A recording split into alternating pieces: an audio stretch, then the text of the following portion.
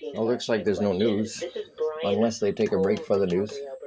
Here's a question that I would ask if CBC allows me, is I would ask, can the voting be transparent, at least to a particular committee that has access to who voted what, and make it that if the separation of Alberta happens, those that voted for it have to take on new roles. That means they have to take on new careers, and they have to take on new responsibilities and learning.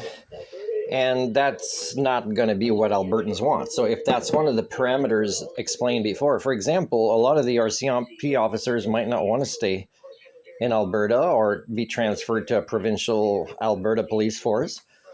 Certified teachers might leave and go to other provinces.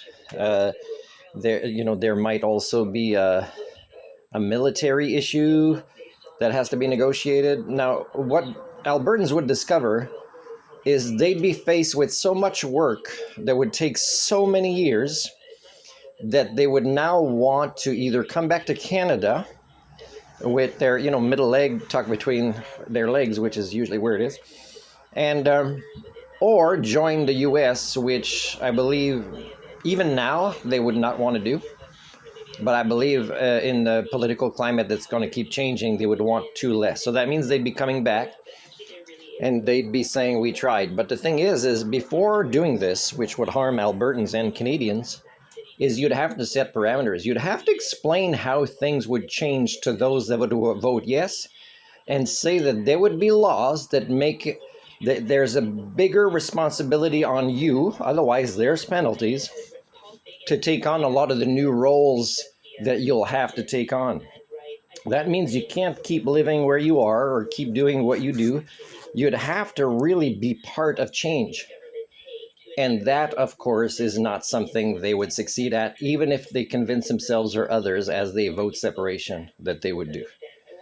So in a way, the fact that we can't reach that point in these kind of conversations shows intellectual laziness. It shows the three patterns of Canada: hypocrisy, impunity facilitation, laissez-faire. And of course, there'd be good and bad things for the other provinces. There would have to be a trial period, a probation. There would have to be all sorts of things if you want to be mindful of others, because Alberta will want to keep trading with the rest of Canada. But if they can't show in the parameters before the vote that they understand what's coming after this vote and how they can be expected to, trade with Canada, with great benefits to them, if they can't care about the other provinces, then, that's not okay. It's not okay to be abusive to yourselves in Alberta, to your children's future generations that will stay there, because you probably brainwash them to think it's the best place on earth.